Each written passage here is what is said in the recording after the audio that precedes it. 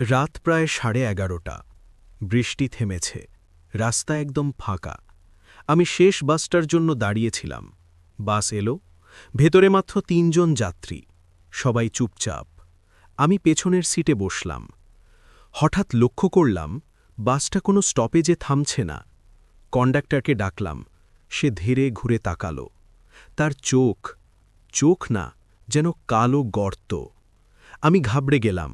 সামনে তাকিয়ে দেখি ড্রাইভারের সিট ফাঁকা, তবুও বাস চলছে। এক বৃদ্ধ যাত্রী ফিসফিস করে বলল, নামতে চাইলে এখনই নামো, নইলে আর ফেরা যাবে না। আমি চিৎকার করে দরজায় লাফ দিলাম। হঠাৎ সব অন্ধকার। চোখ খুলে দেখি আমি রাস্তার পাশে পড়ে আছি।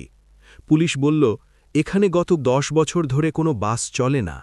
আর যে বাসটার কথা আমি বললাম, ওটা 10 বছর আগে দুর্ঘটনায় পুড়ে গিয়েছিল।